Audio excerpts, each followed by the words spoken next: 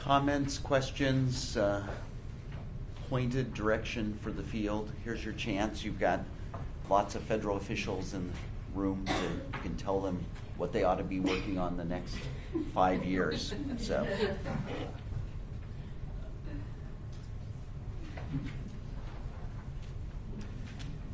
While you guys are thinking of those questions, is there anyone online weighing in yet? Okay, great. Why hasn't Chafee increased in funding? Is it because there is a lack of empirical data? Is it somebody's bug, they don't like it? Is it a purely political, administrative, we're not going to fund it? This seems silly. Well, I'll take a first stab at that and certainly welcome anybody else. Yeah, I would say it's certainly not from lack of evidence, because those who study the role of evidence in policymaking can note that the correlation between there being evidence and there being continued funding is not exactly one. Ron Haskins, just last week, I heard him speak a couple of times about that. So sometimes when we show that things are not as effective as they should be, the funding increases. So I don't think it's that correlation. I think that I would say it's that those are discretionary dollars. It would really take a push by somebody to increase them, and this population is not at the forefront of that interest. And it's, in some ways, it's good to be small dollars within a larger pot because you aren't the focus when budget cutting comes, but it also means there's not a focus there. So I think if we had some effective models that could lay the groundwork for a better conversation about that and could help us make that argument, but in the absence of that, I'm not sure what would start it. Catherine, do you want to try to address that question? Well, I always wonder how a model program works to do this. So is this what young people just have to learn in families? And that's the best way that they can learn how to do this is actually being in a family that is going to support them and teach them. So while we provide an additional level of support through the Chafee program, is it that they have to have the foundation of being in a safe, intact place where they can learn this without severe consequences? That's the foundation of what the work is, and then Chafee money actually is them providing a different level of support for the work. I ask myself that often. Well, I guess to tie those two comments together, to me, the question of what we should expect from a particular funding stream versus to go back to Mark's use of the term corporate parenting, these youth deserve help from a lot of different angles rather than us focusing and saying this one program funding stream should be where that help comes from. So I wouldn't worry about it not increasing if I felt like other areas of support for these youth were increasing and we were helping them in a variety of ways. I think our concern would be that we're not raising those dollars as well as we're not finding all the other places that help could come from, to tie back to Catherine's concern. So Mark, do you want to add to that?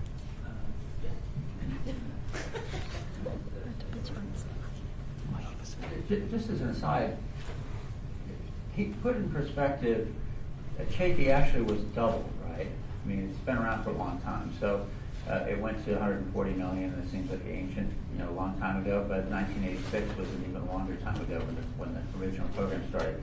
The other thing is, since then, we've had an expansion in the underlying entitlement program, which we don't have. I don't know, Catherine, if you know, but I don't know that we have good data yet at this point, but I'd be surprised if the expansion of foster care 21 at state option doesn't end up costing much more in federal funds than $140 million a year. Now, I'm just going to speculate here, but knowing how much it costs Illinois, about $38,000 per child to keep them in care after 18. It doesn't take a lot of them to add up to many millions of dollars. So while I'll be all for having more resources, I still think we need to learn more about how we're using the resources we have. And with that in mind, United strikes me as a great data collection platform, once it's implemented fully, to understand how young people who are almost at 18, that's the nice thing about the baseline survey at 17,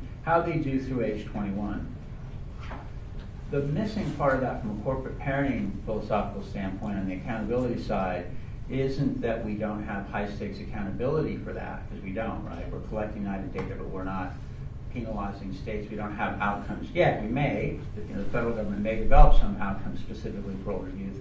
If they do that, though, I would love to see some kind of shared accountability across the systems that I mentioned and that Matt mentioned, right? Because at the end of the day, if you're looking at education, employment, family formation, safety, things like that, the things that any of us that are parents of adult children are concerned about and that are explicitly in shaping, holding the child welfare agency solely accountable for that just doesn't make sense. It will create all kinds of unintended consequences. And so at a policy level, how you do that, I don't know. Maybe it's just every 3 or 4 years, all of the major federal agencies that are responsible for being part of that corporate parenting process have to sit down and look at the NIDA data and see how we're doing and are we improving and what has your agency done to contribute to those outcomes collectively for those young people. So just a little thought there.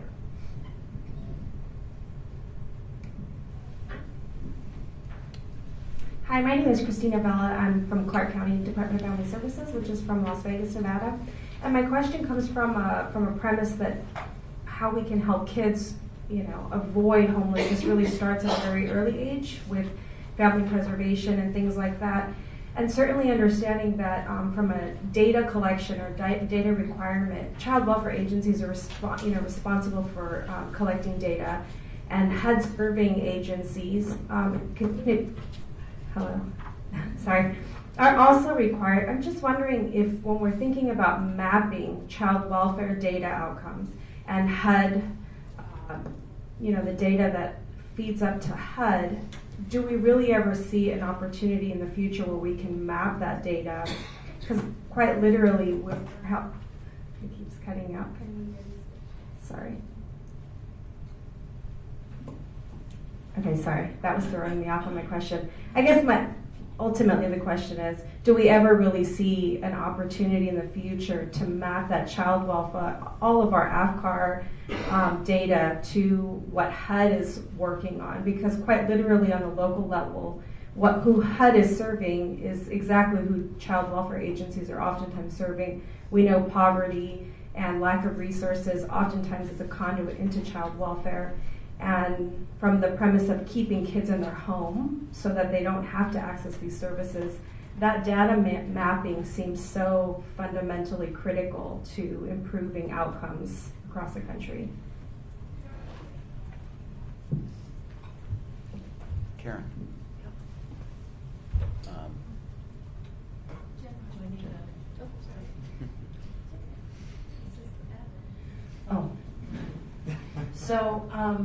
So that's kind of part of what you're talking about in terms of data.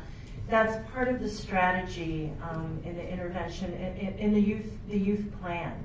So it's not just what you saw with the intervention model, but there's a whole work plan behind that. There are 3 different phases. We're in the first phase, and one of the things that has never been done before is integrating the Runaway and Homeless Youth Management and Information System that sits in FISB at ACYF and HUD's Homeless Management Information System.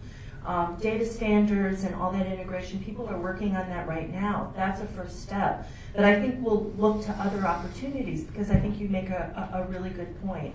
And then what Mark was saying about corporate parenting, the whole idea was bringing together the agencies that touch upon youth homelessness. Child welfare, HUD, ED, Substance Abuse and Mental Health Services Administration. So that's the point, that we can start to track outcomes. And we kept it simple, but still those outcomes are the ones we're all trying to achieve, which is housing and education, employment and well-being, et cetera. So we're at the beginning, but I think data integration is something that we'll be looking to, as well as trying to get to a better estimate, because if we don't know the total number, then it's hard to talk about resources.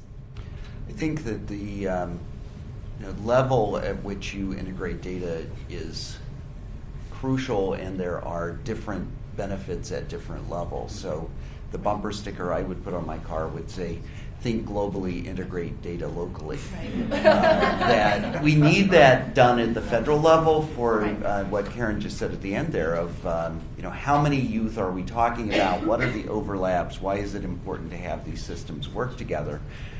But the corporate parenting question is probably one that is even better answered locally, where we can include education data and the local service system. And we probably, at this point, can do it more easily in some localities than we can at the state level yet, or the federal level. I was just going to add to that point that we have to consider who owns the data too. And if you're interested in tracking individual outcomes for individual youth or cohorts of youth, you have to consider who owns the AFGARS data and who owns, if you're interested in HUD data, the homeless management information systems are actually owned by the continuum of care. HUD doesn't have personally identifying information from the HMIS data. What they get is aggregate data.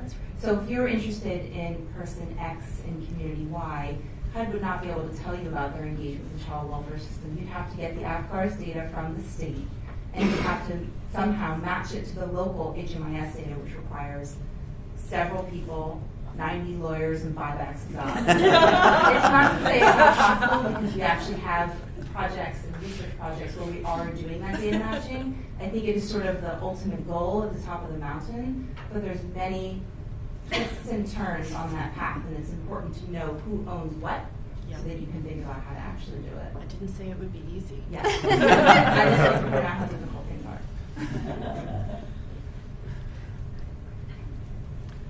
Any other comments? One of the themes that I think that came up recently through the day was the question of the variation of these youth and which groups we're really talking about. And I know Catherine's nodding. This is something that she will continue to talk about. But I'd be interested in responses to thinking about where do we try to put the policy framework here? Is it broadly on all youth aging out and all at risk of homelessness, or are there subpopulations that perhaps are worthy of special attention, either because they're the hardest to serve or they're in some ways the easiest to serve, in that we can do something fairly quickly to divert them from a bad path? Or is policy right to kind of stand back from that, as I think it does now, and just lay out these broad populations?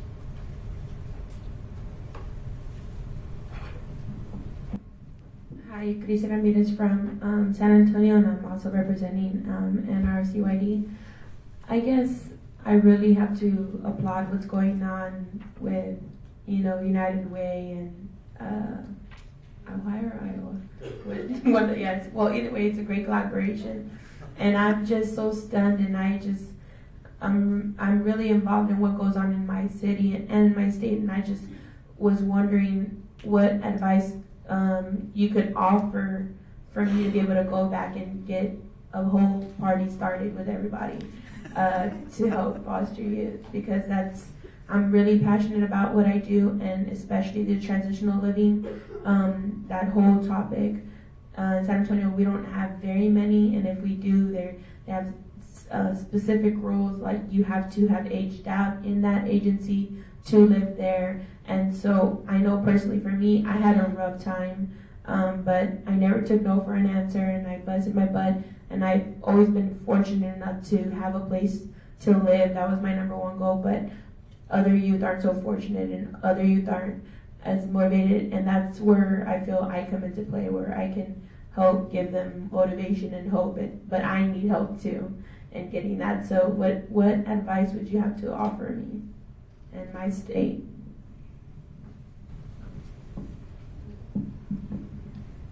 So I'll try and answer two questions. I think for you, in working with young people and hearing from them about trying to navigate these systems, it's tricky to know what you're eligible for because there's different eligibility. So FAFSA goes down to 13, FUP is 16, and then Chafee is, depending, 16 or 18 if you've aged out. Medicaid, 18 if you had it in care.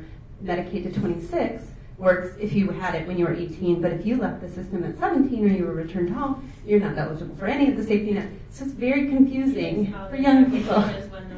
So a policy recommendation would be to align all of those safety net services, ETB, Chafee, Medicaid, using the FUP eligibility of 16 and go all the way up to 26.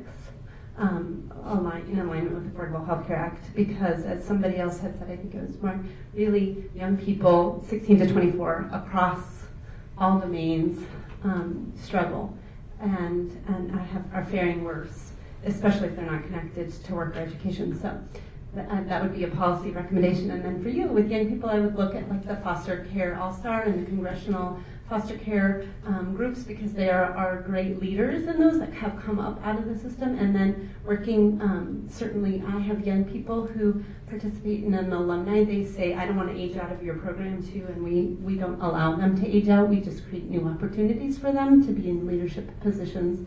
So maybe you're doing some reach out and looking on a national level how you can get involved, and then take those lessons learned from the national level and implement them.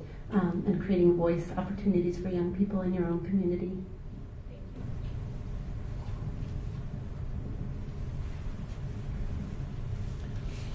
Other themes that came out today that you'd like both the federal audience as well as those working at the local level to go home with? I have a couple written down, but I'd rather hear them from you.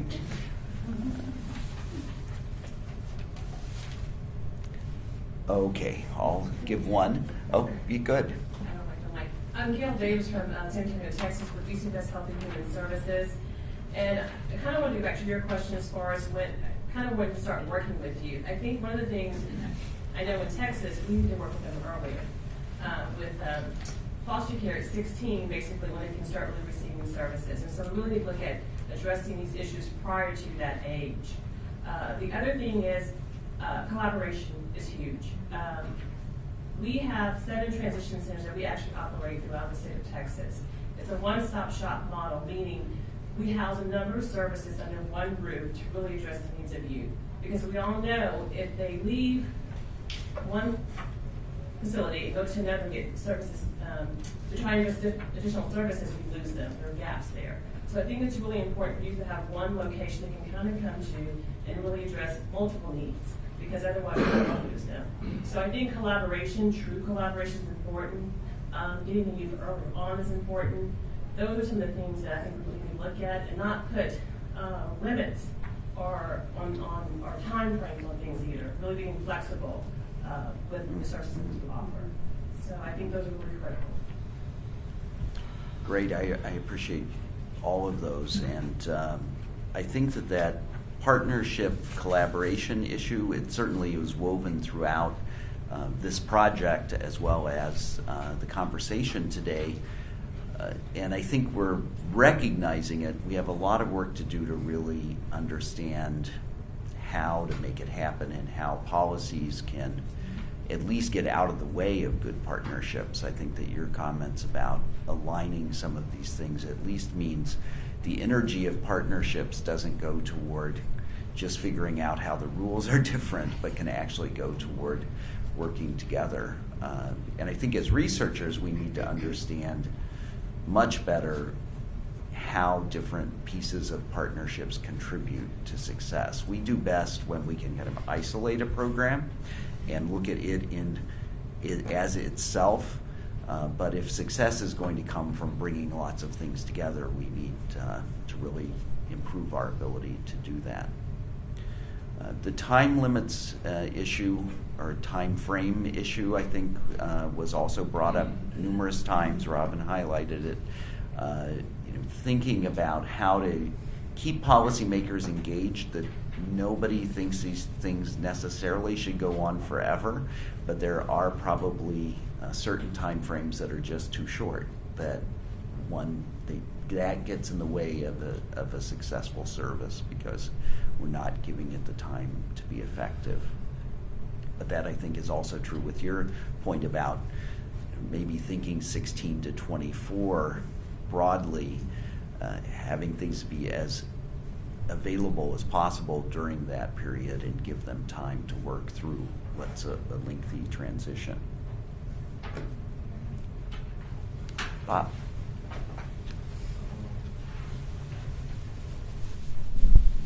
Matt, as you were talking about your bumper sticker, could you repeat that again, by the way? Your ideal bumper sticker would be... Well, I just made it up. That would be... It's a wonderful bumper sticker. Think globally, integrate data locally. Think globally, integrate data locally. And as I was thinking about that, and thinking about our learnings, or at least my takeaways from the day, we're talking about a national issue, but one which can only be resolved at the local level. That no national policy, no national funding stream is going to make a difference in this issue unless it is executed comprehensively over a long period of time and well at the local level. And as I think about that, I was thinking about how at the local level these strategies can be implemented effectively. And it occurred to me that one way of looking at how to solve this problem is to look at how we can support the growth and development of local, complex human service organizations to help them, those who have not, to develop the capacity to work with various and multiple federal, state, and local funding streams to blend those dollars at the local level to work with this population of young people. Because in the end, it only works when there is this blend of HUD and HHS and United Way and other private dollars along with Medicaid dollars and mental health dollars that can be applied in a universal way through a complex local human service organization. And I don't think that there has been the level of interest at the federal level in how these, and again I use that term, complex local human services organizations really work. And if we could devote some energy into trying to understand how they work and how we can advance the development more of them at the local level, I think we can begin to address this very complex problem that goes across so many dimensions, requiring such a lengthy engagement through this advancement of these local, complex human service organizations.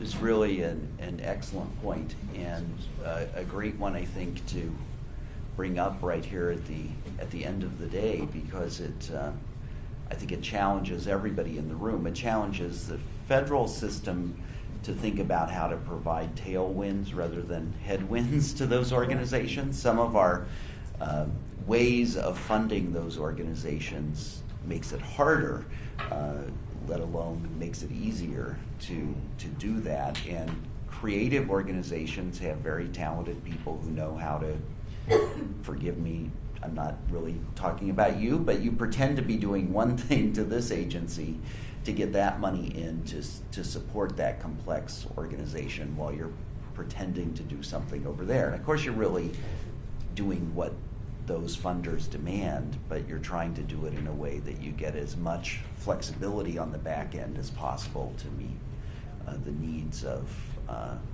youth who are quite varied and are coming at you at very different points in their lives and are bringing a wide variety of needs with them. It's the least adapted to a one-size-fits-all, I think, of almost any policy system. It really requires that kinds of flexibility. So I think the challenge of how to do that, and then how to think about, to go back to where we began today, to think about a program like FUP has a huge role here, and yet we can't look to that program or to that agency to be the solution. It's got to be, how do we weave a quilt of programs together that can hold that, and that's going to probably happen differently at different localities. So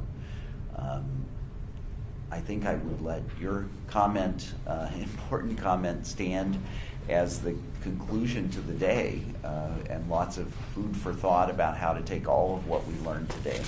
Robin, do you want to say anything to bring this to a close? Thank you so much for coming and attending and engaging with us on this important topic. It was great to see all your faces and get your contributions. There are in your packets a couple of papers and further information about the findings that we presented today if you're interested. So thanks to those of you who were on the web with us off and on during the day or throughout. There are comment cards in the packet locally for you to help us understand what was successful today, what might have been improved, how to do things better as we move forward.